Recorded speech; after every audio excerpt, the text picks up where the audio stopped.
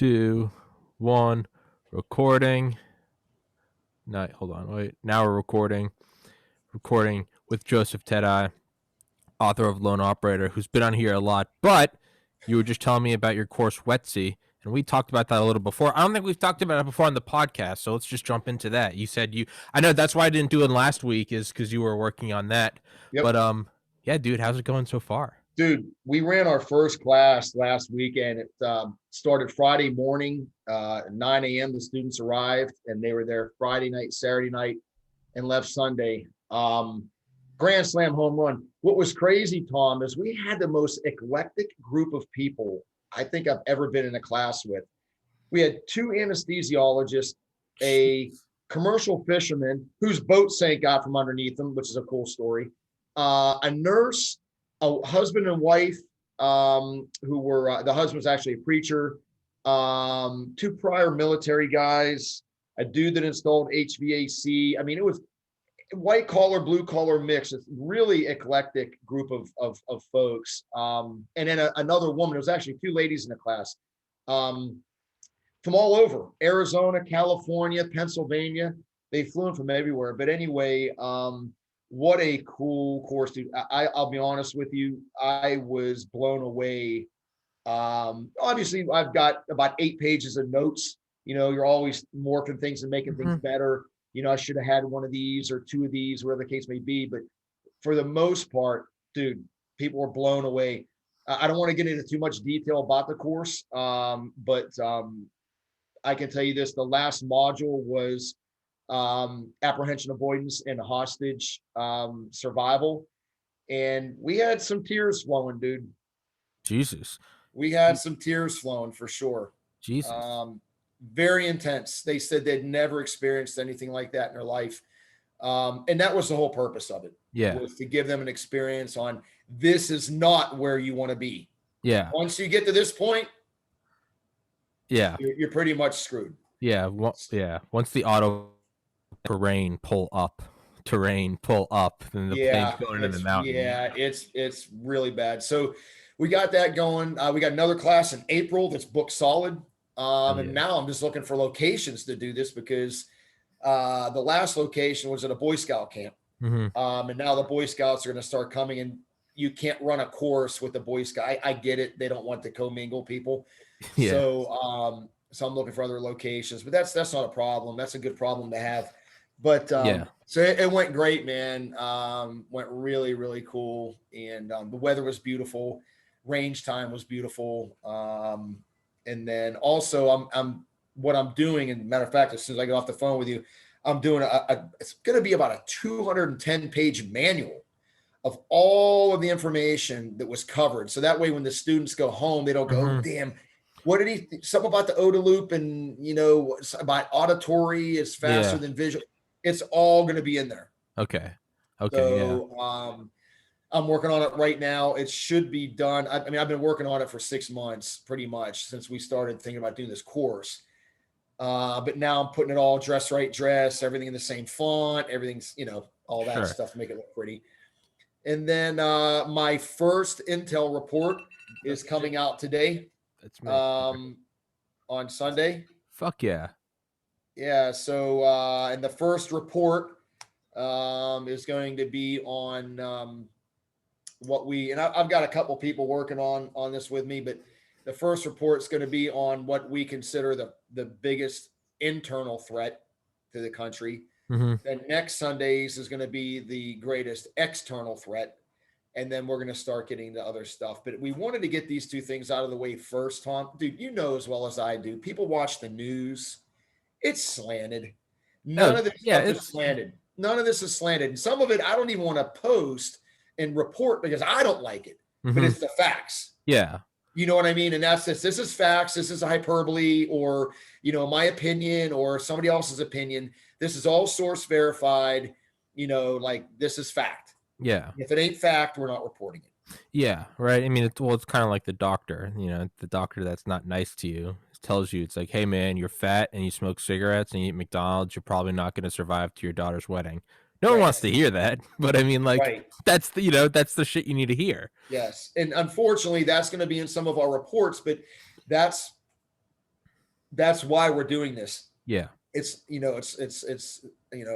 nonpartisan, unbiased facts. Like it's not CNN, Fox. We're data mining stuff, and then we're source verifying it through a 4-phase process. And at the end, if it comes out 1 + 1 + 1 + 1 is 4, then it's So so that comes out today. We're probably going to be posting it here in the next 2 hours. And so it's a subscription base service, $9.99 a month, and you get 4 reports a month every Sunday for the week ending. And so it's something I wanted to do, and because I'm sick of watching the news, dude. I'm just so sick of it, man. I can't stand it. Everything is so politically slanted and so well, it's not in it doesn't, and for the record, for everybody listening, this is I'm not associated with Ted Eye's intel reports. I don't get anything from this. But for it's I just don't want people to think I'm pocketing off this.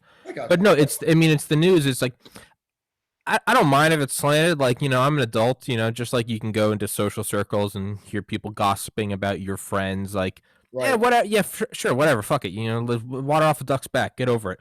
Right. But when you're actually looking for an image of how the world is, well, then it goes from, it's not that I mind, well, Donald Trump this or Joe Biden that. It's like, can I actually get, like, can you just tell me what's going on? I don't care which politician you like. What's going on in the South China Sea? What's going on in Portland? What's going on here? And you can't even get that. So it's not. So you can plan, Tom. And that's the whole reason our subscribers, I'm doing this for them so they can plan.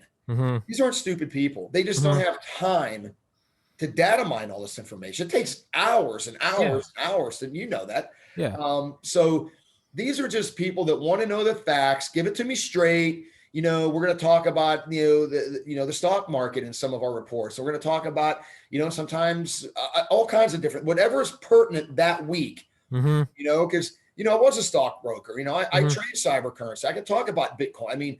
So a lot of people are like, what? Never, we're going to get into all that stuff, but it's going to be from a factual basis, not hyperbole and hype, hey, buy this coin because I own it. It's none of that crap. None of it. We're going to talk about, policy and what's going on and threats, internal threats that are going on and, stuff like that. So, and it's going to be very short, concise paragraphs, not like reading a freaking newspaper. People don't have time for that. It's going to be like boom, boom, boom, boom. You know what I mean? Very easy to read, very easy to digest. Probably take at the max 5 minutes to read the whole report. Fuck yeah. Because that's what people today don't have time, especially on a Sunday. They're with their families. Now, granted, they'll be getting it on a Sunday. They may read it Monday or Tuesday or Wednesday, but people don't have the time. So we're making it very, very concise. Shrink down a piece of intel like this to the main bullet points. That's it. Yeah. It's I was listening to General Flynn's book, Field of Fight. Yep. And he talks about how, I think it was when McChrystal took over, but they're at this compound somewhere in Afghanistan. And on his first morning there, on McChrystal's first morning in charge, there was like a VB IED, like a huge IED, and it like went off right at the gate. And Flynn describes it as it felt like the whole base lifted up an inch. But it showed McChrystal's, I guess, dedication to being efficient, kind of what you're saying though, efficient with bullet points. Right. Is he said everyone got up and started like, do we got to go to a secure, do we got to go underground? McChrystal goes, stop. And like everyone stop running, sit down. And then he takes out the laser pointer and just keeps going over the bullet points. He's like, this is what we're doing today. There's like a mushroom cloud forming on the west side of the base, but it's kind of the same thing though, right? It's just halt, here are the bullet points. Yep. Now go back to your daily programming. Dude, if you've never read this book, and again, I've never worked with, General McChrystal. I know of the man, obviously, JSOC commander, but he wrote a book called Team of Teams. Okay, let me write that It down. is absolutely one of the best books I ever read.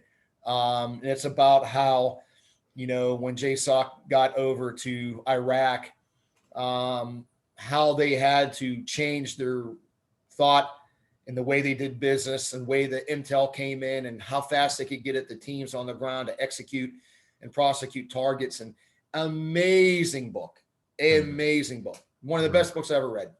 I'm gonna write that down right now. I've got so many chalk marks in it and, highlighted pieces. I probably got 100 gold nuggets out of it. Great book. Yeah, I just Great wrote book. it down. Yeah, must read.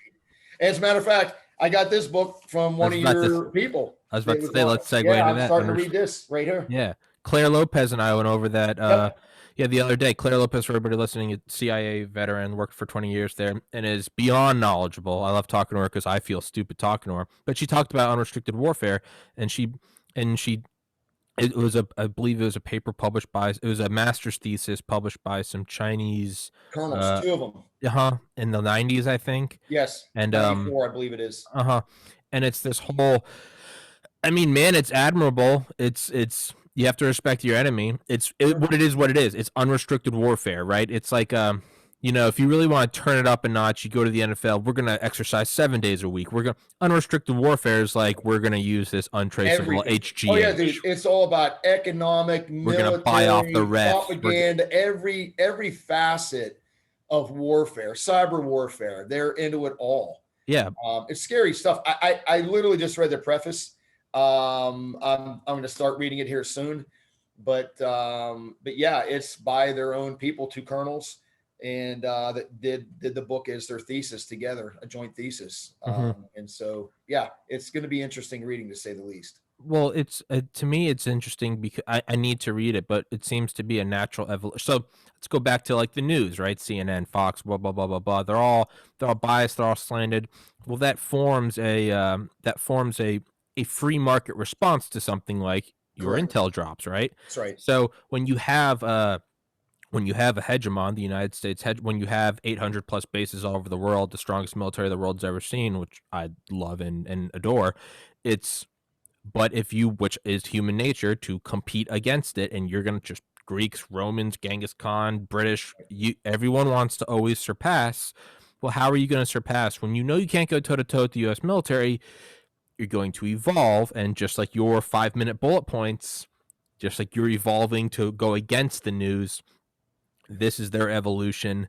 As far as I understand it, how do you take on a much more dominant force? And you got to do unconventional, as Claire Lopez states, you got to do chemical warfare. Maybe you flood the border with fentanyl. Well, what would that do? Get a bunch of young people addicted. That's a bunch of people that aren't working, that aren't contributing to the GDP, which is used to fund the military. Do you use biological warfare? Do you use COVID? Do you use economic warfare, tariffs? Do you use intimidation? Taiwan, Hong Kong, South China Sea, and all of the above. Yeah, right. Yeah, they use TikTok. They use TikTok in Dallas to help foment riots. It's unrestricted.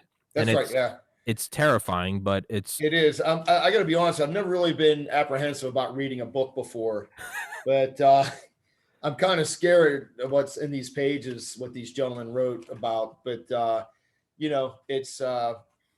I think it's a very good book for anyone that wants to get inside the heads of 2 colonels, military strategists for China, who would know better than those gentlemen. So, yeah. I mean, Stealth War by Robert Spalding and General Spalding, and the 100-Year Marathon by former Deputy Secretary of Defense Michael Pillsbury.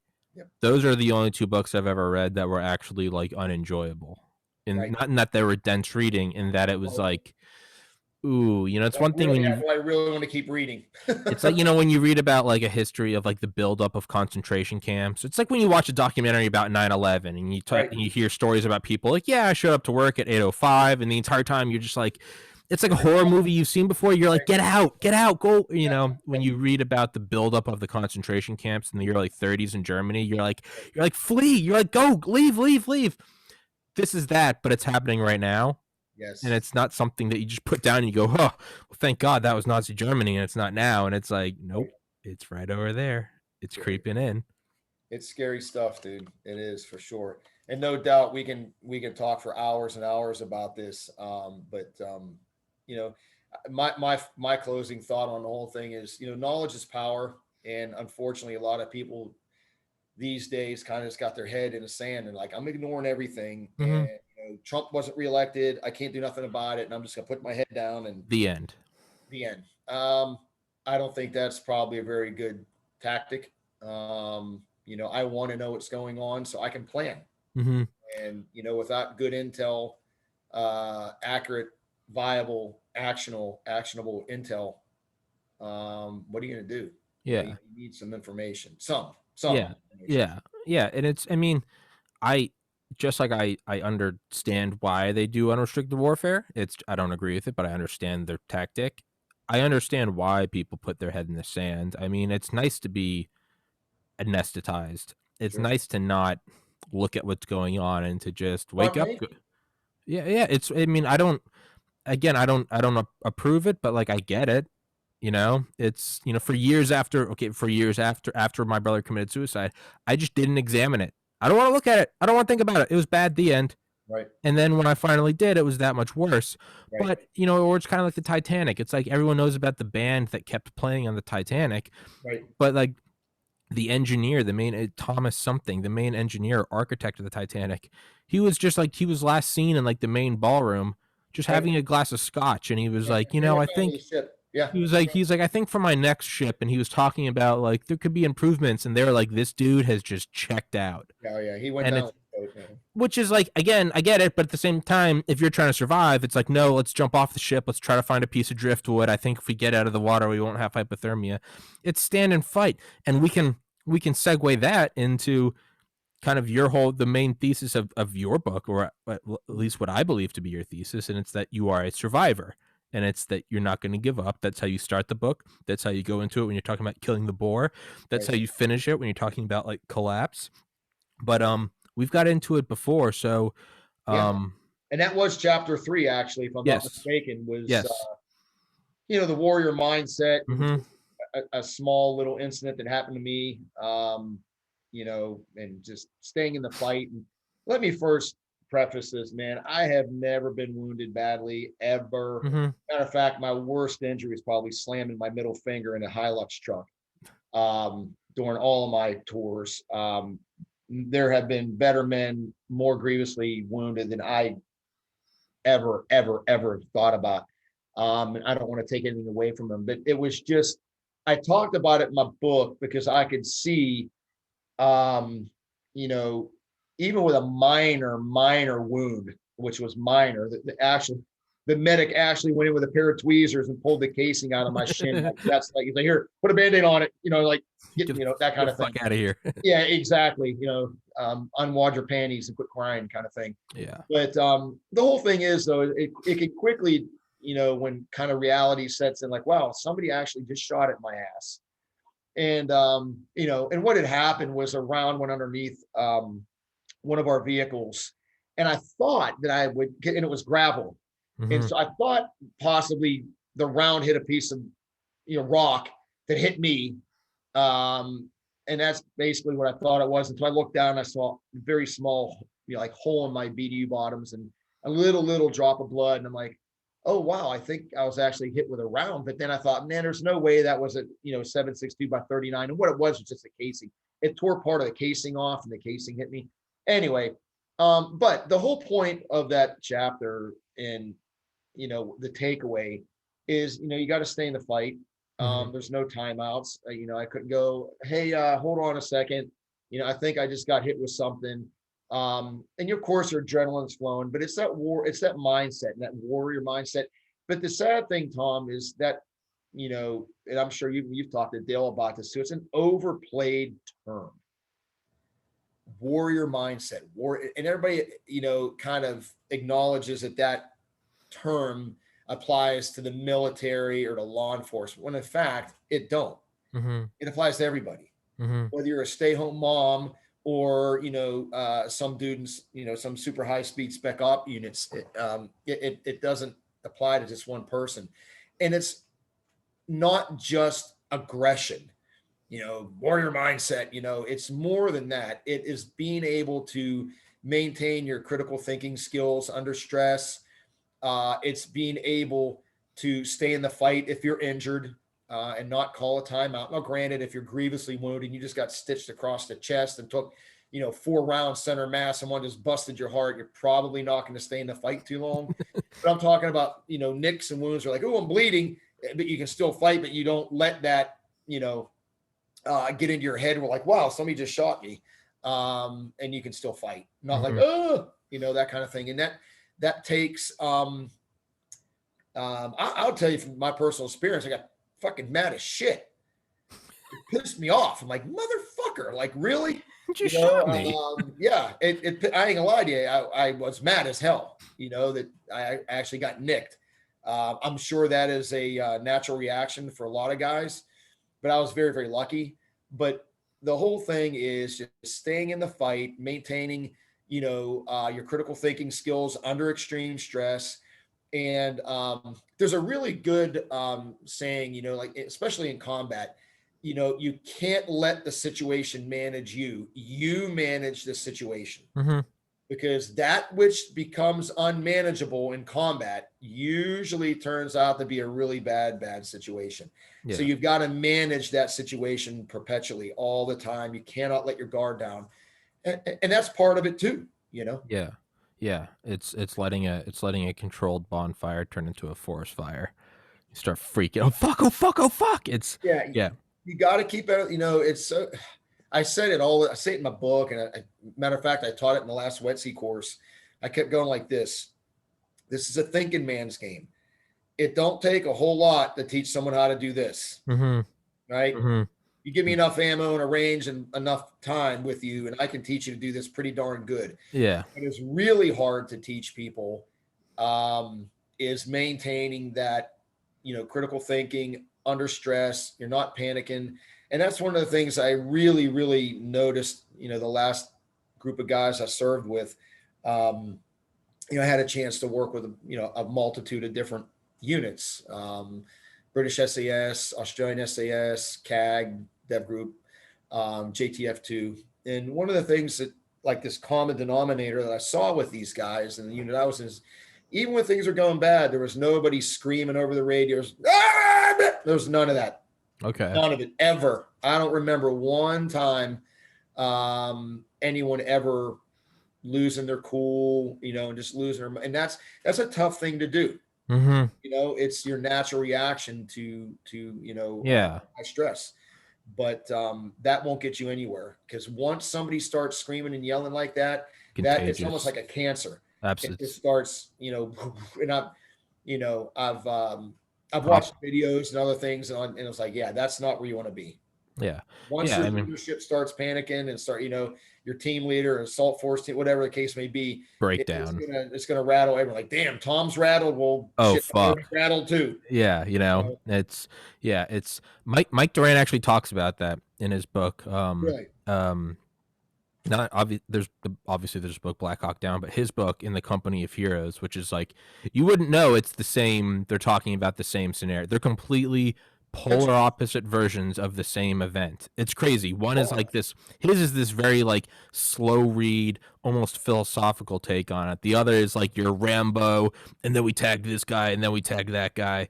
Right. You wouldn't know it's about Mogadishu, but he does talk about when Gary Gordon and Randy Shugart, the two Delta Force snipers that posthumously received the Medal of Honor for defending his Black Hawk, he talks about how the way he describes them, I mean, I don't think he was trying to do this, but he couldn't make them sound more badass. But what he does is he describes them. He goes, those two showed up, and he goes, he says like they were like a gay couple or something. It's just two guys. He goes, like they're going for a walk on a Sunday afternoon in a park. They show up and they're like, Mike, how you doing? He's like, I think my back's broken. And he goes, and I think his words were, and as if there's no particular rush, like they were scanning like their backyard for, we should put a patio there. He says like Shugart had his hands on his hips and Gordon's pointing around, and he goes, what they're pointing at is like fields of fire. But he goes, you'd think that they're walking in Central Park on an autumn evening, just going, yeah, look over there, look. He goes, but like they were just like bleeding cool. It was like Fonzie or Elvis. They were just like, there's bullets whizzing by, and they're like, so we're gonna go there, we're gonna go there. Then he looks at Mike and he's like, all right, so we're gonna put you over here. and just nonchalantly, and we're going to fight off this entire city of Somalis. But he said that had such an effect on him Yeah. because there's this leadership that comes in, everyone else in the chopper's dead. It's face planted in the middle of a city, Right. and everything's deteriorating. And they show up and they're like, "How you doing, Mike?" And they're like, "Let's go there, let's go there, let's go there." Yeah, it sounds good. Yeah, let's do that. As if the next thing they're gonna say is, "And oh, we've got a great dinner back home." Like, but that's kind of what you're saying is, Understand those people that are listening. Look, those guys were highly seasoned, highly experienced operators. That wasn't their first rodeo. no, And that's not the way anyone's going to be in a situation, especially like in Mogadishu. I wasn't there. I happened to work with two guys that were there. And these were, matter of fact, the dude that I ended up doing that E&E with. Well, that's what I was. He was one of the dudes that was there. And the entire time that we were on the run, he was just like, matter of factly, put that round in your pocket. How much you got? It's a very, dude, it's almost like you're at a business meeting. It's just like, it's business. It's like you're not getting emotional.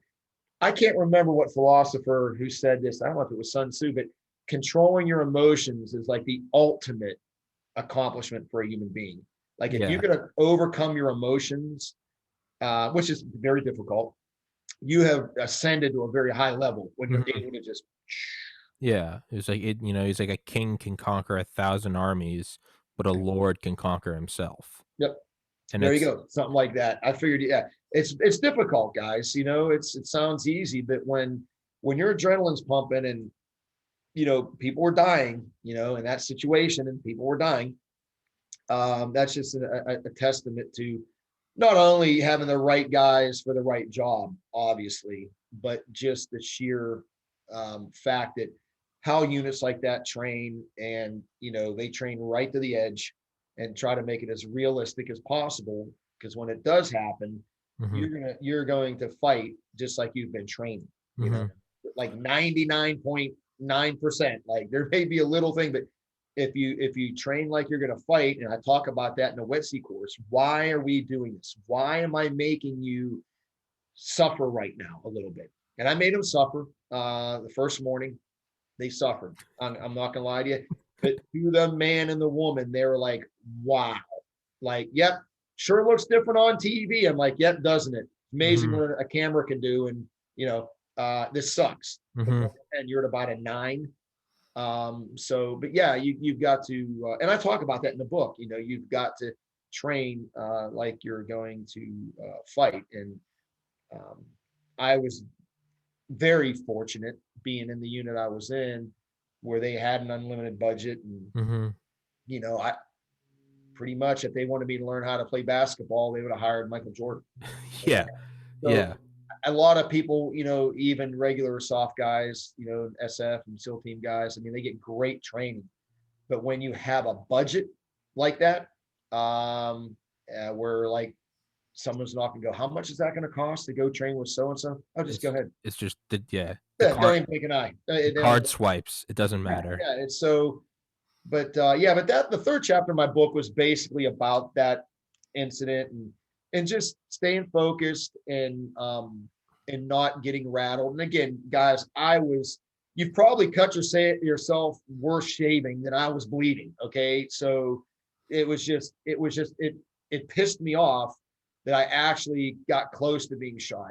And that actually refocused me more than anything else. It just upset me that one of the bad guys actually almost got me, and I don't talk about it in the book, but I was in Iraq in a cab. We were doing things, a lot of cabs over there. So we used cabs, drive around and whatnot. And I was sitting in the back seat one day. It was one of my buddies driving, dude up front, and I was sitting behind the passenger. And we were driving through the Karada district of Baghdad, which was one of the crappier places. We were heading towards the airport, actually. And heard one round, boom, go off. And I looked down at the door. I heard something hit the door. And I looked, and there was a little hole with a little puff of smoke coming out of it. And it went right through the door, and it missed my vest. And dude, it was Yeah, I mean, missed me. It actually nicked the front of my mag, M4 mags, and then I had pistol mags in front of them, and it actually nicked. But as a matter of fact, I have the magazine. Yeah, I mean, it was that close. If we'd have been driving a half a mile an hour faster, it would have been a through and through shot. Those are the kind of things that'll even rattle your cage even more because you didn't get hurt. But if you were, either standing a little bit before this way or you'd have been dead. Yeah. At least for me, that's the stuff that I thought about later. Mm-hmm. After the adrenaline kind of wears off, you're like, holy shit, if I'd have been standing 2 feet to my right. Yeah. Lights out. Yeah, game over. A round hit the wall. Like I remember a round hitting a wall. Literally, it would have probably hit me right at the tip of the nose, dude. It was like, Jesus. I just looked at pow. And I thought, man, if I was just standing. Done. Oh, yeah, it would have been fucking done. But again, and that's just a learning point is, staying focused during that is difficult. And I'll be honest with you, man, I certainly wasn't the most experienced guy out there. And my ability to deal with it was going up as it happened. It doesn't happen every day, obviously. I mean, you get a target and there's a dry hole, nothing happens and you leave and, whatever. But as those events happen to you, you kind of just file them away in your tactical toolbox. And that's where, this whole OODA loop comes in when you observe, orient, decide to do something, your brain goes back to, oh, this has happened before, and this is how you're going to act. It cycles through your little Rolodex, and it's all. It gets into some crazy psychology that. Well, it's well. One I was going to say real quick. We touched on Gary Gordon and Randy Shugart. Obviously, those guys are. I mean, they're the Olympics of dealing with that. But I think the general lesson still stands, and it's not, no one's going to benefit, whether you're flustered because you had a different interviewer at your job at Walmart or whether you're in downtown Mogadishu. It's the same. But point is I was going to say, yeah, that loop of training. When the Patriots, who did they play? When they played the Seahawks, I think in like 2014 or 15 or something, the Patriots won on basically the last play of the Super Bowl. The Seahawks could have just run it in. But what happened is one of the Patriots intercepted it on like the half-yard line, and it happened so quick. And you look at first, it seems like it's this fluke. You're like, how did he manage to intercept it on the goal line in the fourth quarter of the Super Bowl? And it's just this whole absurd. But you go back in and you can see like interviews with them like the months after. That's just one of the plays that they had trained so many times where you're not looking at it, oh, we're in the Super Bowl, we're about to lose. It's just, hey, if he decides, if you does A, I'm doing B. You see the quarterback go here, and all of a sudden the running back doesn't run. That means that you just have to. It's subconscious. That means you're going to take 3 steps to the left, and then it's basically the ball just lands on you, and so it's not. Oh, I intercepted it in the fourth quarter of the Super Bowl. It's just that's something you've done in scrimmage a million times. It's a reflex, right? It's what it's Tom. It's the same exact thing. There's no difference. Yeah. Difference. I mean, and that's why I love when I train. I mean, I love training people because I've got a passion for it. And when we, like this last WETC course, I guarantee you, if you interviewed any of these people, and I had 2 prior military guys in it, and they even said, I've never received so much information, realistic training in 3 days I did my entire career in the military. Jesus Christ. I really tried to make every aspect of it as real as possible so they could reflect back on it, and regurgitate that, oh, yeah. And you reinforced, we reinforced some of the learning objectives with pain. Obviously not, intolerable pain, but uncomfortable, because one of the things I told them was you have to become comfortable with being uncomfortable. And doesn't mean you got to like it. It sucks, but there's a tolerance factor that you have to build into yourself. And the only way you do that is by doing it. Yeah. It's you got to do it. Yeah. It's and I told them this when I go to the gym, I work out, I lift, I'll go straight from the lifting area straight into the shower, take an ice cold shower, go swim, and when I get out, I go sit in a sauna, nice and warm, right? I got my drink, I'm sweating, I get out, I'm nice and hot, right into an ice cold shower. Why? because it sucks. Yeah. Yeah. It sucks. Yeah. It don't feel good. Yeah. And that is just one little thing that I do just to try to maintain that, for lack of a better word, that hard edge. Mm-hmm. You know, just like going for a run in the rain, or like the other day it was raining here, and I just went outside for a while, just walked around out in the rain, just got soaked. Yeah. Just, yeah. Yeah. No, it's you do. Sucks. No, but it's, we see it with like muscle, right? You work out, and then eventually, as that dumbbell becomes easier to curl, you bump it up, and then it hurts, sucks for a while. But what happens is, whereas in your mind, it may seem like, why am I going through pain every day? Well, the reality is as a year goes by, all of a sudden, you can now lift 50 pounds instead of 10 pounds. That's right. Well, when you take that's a physiological example, but if you convert it to a mental example, well, the thing that happens is, as you put yourself through this pain every day, when the real world comes knocking and someone dies, or you lose your job, or whatever, someone breaks into your house, okay, you're trained for this, and it's kind of the OODA loop. You're like, okay, it's sit with the pain. Don't freak out. Don't run away. Just, okay, let's sit with it. Let's examine it. Okay, I'm not dead, which means I can still win this thing. Right. And that was the overriding point when I designed WETC, the Warriors Edge training course, was, I have 3 days with these people, and I will tell you, dude, the days were long, 14 hours every day. These people were dragging ass, got to bed late, woke up early. But that is how I could fit so much content into the course, because it wasn't 8-hour training days, it was 14.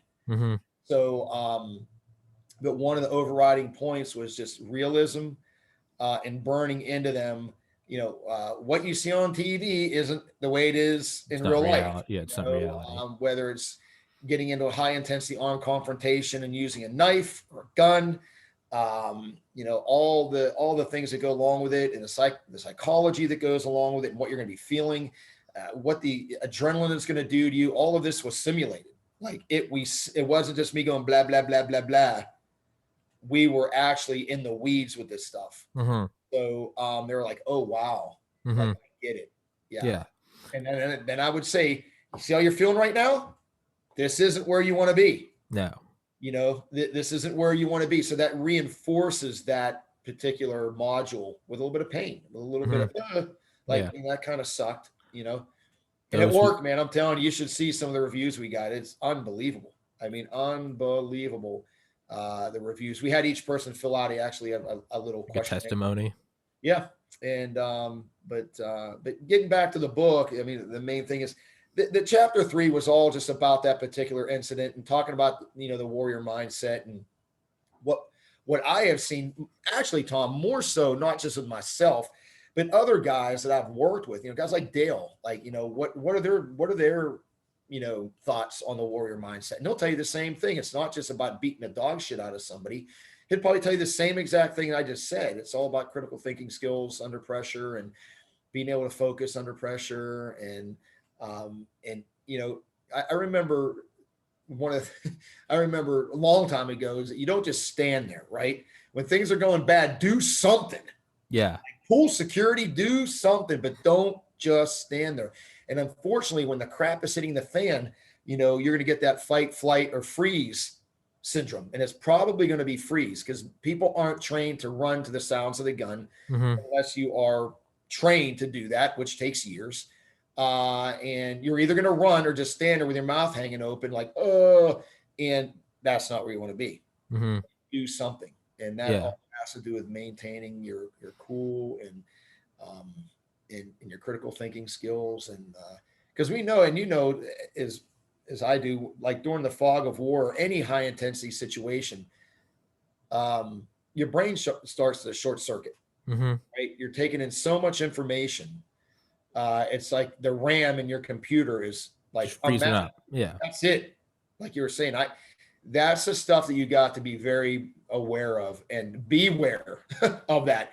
Because when you max out the RAM in your computer, that's when you start getting tunnel vision, auditory exclusion, tachycardia, everything just goes bed. And now you're you've taken yourself from a posture of this to being able to protect yourself and your guys to this. Mm-hmm.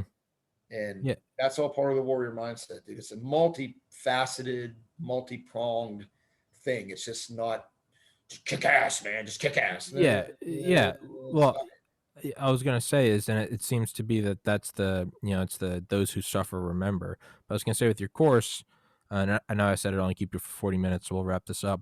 Okay. But what you said about you know, anyone can do this. Anyone, you can teach anyone to shoot. You can be illiterate and you can teach me how to hit a target. That's fine.